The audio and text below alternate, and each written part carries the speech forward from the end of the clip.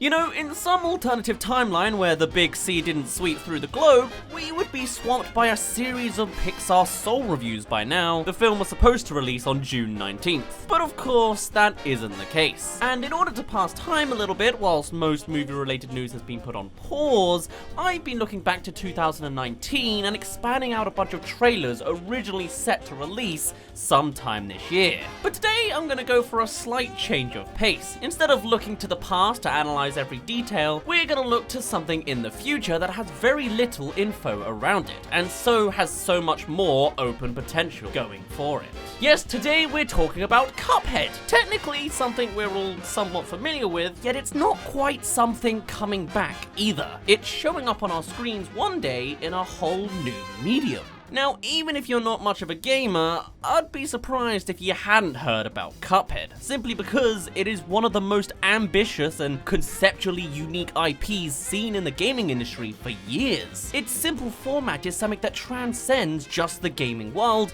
and hey, it's actually inspired by prior cartoon animation, so it has a pretty widespread appeal just from that. Cuphead is an interactive homage to the archaic cartoon animations of Max Fleischer back from the 1930s. It's the kind of animation that rivaled the original Disney cartoons back in the day, and featured icons like Betty Boop and those weird gifs you see on the internet all the time. Now, from the moment it was announced, Cuphead garnered an immediate cult following for both its visual design as well as its refreshingly difficult arcadic gameplay. The point of Cuphead the game is playing the roles of, what do you know, Cuphead and his brother Mugman, who after gambling with the devil are sent on a grueling quest to do his bidding and collect soul contracts of runaway debtors across their home of Inkwell Isle. In reality, what this really means is that the majority of the gameplay is back-to-back boss fights and run-and-gun pea-shooter gameplay that's purposefully super challenging and a real trial to overcome. And though there are all sorts of unique cartoony characters and an endless platoon of puns throughout the game's runtime,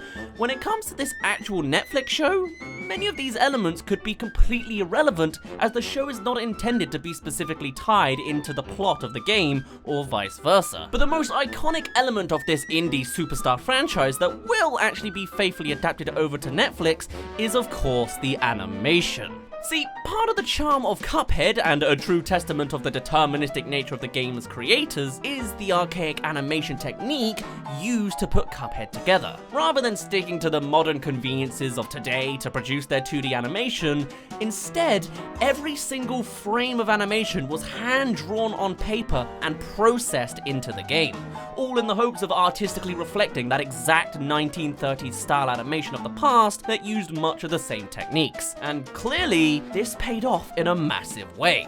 So naturally, that element is of course going to be making a return in this new Netflix adaptation. However, there are to be some slight tweaks anyway. The Cuphead Show, as it is officially called, will still be a 2D animation series, and it will still be hand-drawn every step of the way, but there's a slight boost added to the production time, as this will be drawn digitally rather than directly on paper to then be processed later. Furthermore, the actual developers at Studio MDHR won't be the ones creating the animation, and it'll instead be undertaken by Netflix's own in-house animation studio. So, okay, that's a nice little bit of trivia to know about this future Cuphead show, but what other information is actually out there for us to learn? Well, for a start, the project was officially greenlit by Netflix back in July of 2019, and had originally been planned to make its world premiere at the Annecy International Animated Film Festival on June 15th, 2020, which, obviously wasn't the case last week. Although I'm actually recording this in advance, so maybe something did pop up.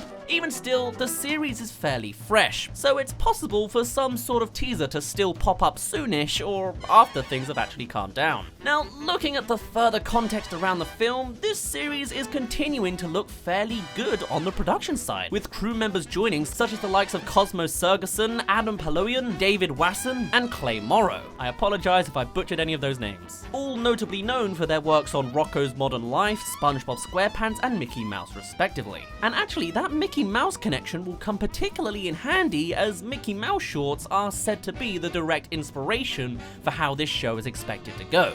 Makes sense since we are hopping back to the 1930s era again. But even still, co-creator Jared Moldenhauer said that they're seeing it in a Mickey Mouse manner, in that in any given episode, Mickey Mouse could have been a pilot, he could have been selling hot dogs, or he could have been a musician. And while there is already that simple plot in-game, there is no intention to make the two projects mesh and fit together in any capacity, which only opens up for so much more potential for where the series could go, as the sky is literally the limit. And even then, I wouldn't be too surprised to see a space episode. The Looney Tunes did it. So, okay, the game isn't quite so relevant, but it does hold an awful lot of world building that could still very much be the foundation of this upcoming series, and some characters may seem more prevalent even under this new context. Obviously, characters like the Devil and King Dice are far less likely to be shown as they have a specific plot point attached to them, but even with all these unique scenarios that Cuphead and Mugman can be thrown into, a series surely can't be all that grand with just two characters to bounce off of, right? So, who else can logically make an appearance in this new Netflix project? Well, there is more to the Cuphead family, of course. Most notably, other than the Blue Brother, there is of course the Elder Kettle, seen as the caretaker of the two boys and who somewhat advises the two of them where he can. As an elderly character in the world and having a much closer connection to the main characters, it can be very much expected for him too to be making an appearance in this new series, even if just as a background character who stays in his house all the time. Similarly, with DLC extensions of the original game, we've come to expand our collection of playable characters to include that of Miss Chalice, our first female playable character, which seems like a bit of a no-brainer for the character cast list in any series. In the main game, she acts as an NPC damsel in distress who's a friend to the brothers, but in the DLC, she acts as a playable character on a secret mission for this guy, Chef Saltbaker. Though considering the fact that the DLC has not been released yet, there really isn't all too much more to see from there. But considering the homage to older cartoon shorts, I can see it lining up fairly well behind both the idea of her being either some classic love interest in some episodes for one or both of the boys, or as the classic damsel in distress in a real archaic story plot.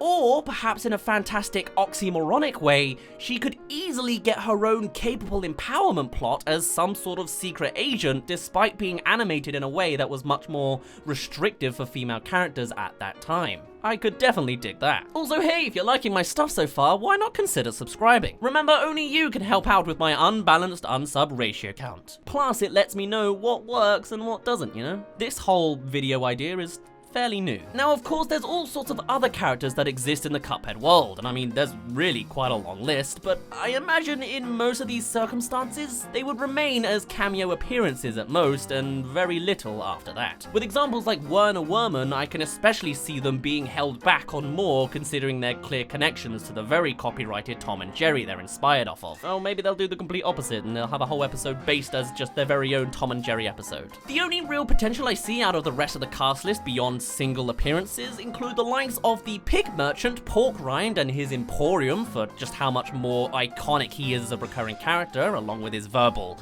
welcome, as well as more memorable enemies like Hala Maria, the Medusa mermaid, for being much more representative as the face of Cuphead. In the show, Pork Rind seems like your classic imposing employer that puts the brothers under strain at work, whilst Hala Maria again seems like a great antagonistic romantic interest, or a big, bad, scary monster villain, you know? Now, obviously, I can't just predict plot points out of thin air, so I'm not really going to continue any further on that front, but there are still a handful of extra details we do know that can help shape our understanding of this Cuphead show even more. For a start, let's talk about its audience.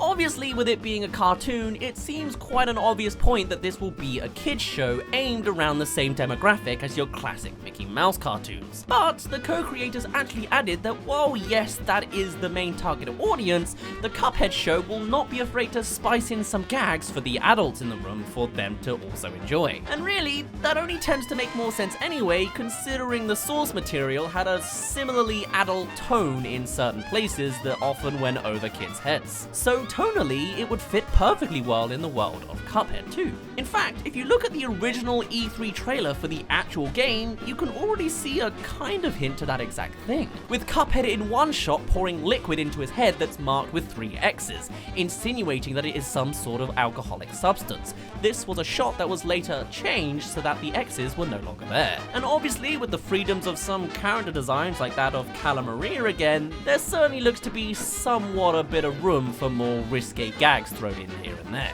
Very Betty Boop, you know? Which is actually pretty fitting, as this show is also being partially produced by King Features Syndicate, the company who are the home of cartoons like Popeye and, hey, look at that, Betty Boop too. Regardless, I'll certainly be giving this a watch myself when the show does finally get a public release, though let's be honest, even if it was fully for kids under the age of 10 or something, I'd still be propping it up to watch on day one. But no, the creators have directly said that this isn't intended to be a kind of toddler show or a cartoon for little kids. It's a little something for everybody, kinda like how the game really is. And that's just wonderful.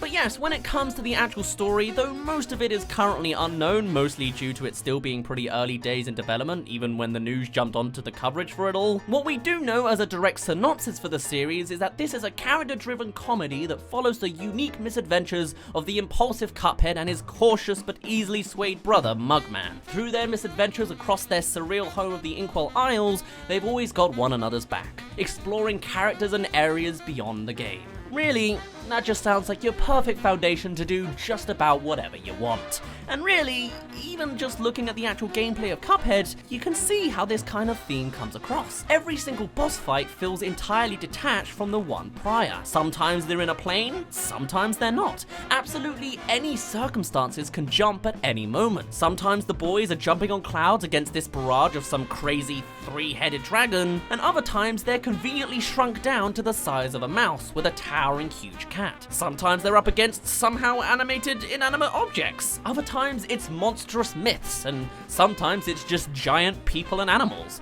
Really, anything goes in the world of Cuphead, and the wishy-washy transformative nature of every character and scenario is about as dynamic as the fluid hand-drawn animation used to reflect every single frame. As a TV series of presumably 10 episodes, Cuphead and Mugman can easily be swept through all sorts of adventures like those of the heart in following some sort of love interest attention, to hopping into a unique occupation like a merchant or a pilot with nary an explanation to connect the two. Sometimes they could be facing against monsters that seem connected to be some sort of Halloween theme or gambling. Already a bit of a tricksy environment to go over kids' heads, I guess. And other times, perhaps they're simply trying to solve the problems of random and potentially brand new characters in whatever it is they require. And maybe sometimes it's just a matter of trying to overcome some small-scale trial, like trying to get some peace and quiet at home, or enjoy a nice cup of milk. I don't know, I'm not a series writer.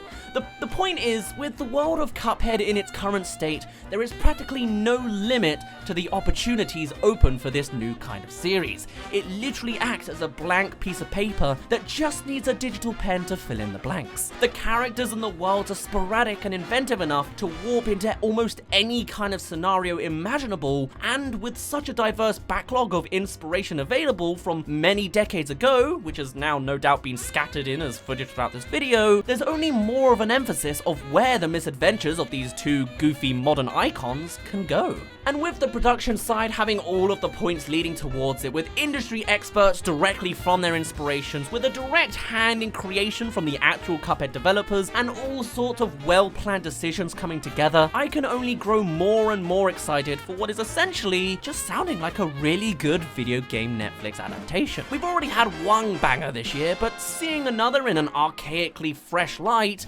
paying homage to an almost dead media format, can only act as a wonderful love letter to artists of the past, as well as boost up the prevalence of some genuine good TV content from the video game medium. Or hey, maybe I'm just putting too much pressure on just a couple of cups and their random deeds. But the cups have already come this far to become one of the latest gaming icons, so who's to say they can't smash some more achievements along their path of stardom? Whatever the case, that's just about all I have left to say about it. I don't quite intend for this to become its own series per se, but I might keep an eye out for Netflix's greenlighting antics. This IP doesn't quite count as a show coming back, as it's the first of its kind, but much like the Avatar live action, I think people will be pretty into seeing what secrets Netflix has yet to reveal loud and proud in some kind of trailer. So I guess we'll have to see how that all turns out. Oh, also I guess this is technically a gaming video too, despite me clearly putting a stop to that a few months ago. Gotta love when media formats collide. Ah well, I'm not complaining. Tell me what you'd like to see in this new Cuphead show. But for now, my name's been Dazz, you didn't really care, and I'll see you in a bit. Gotta say, I do still love talking about video games. I'm curious to see how successful this video actually turns out. If it's all good, then bring on more video game adaptations. Just please plot them out well, can we?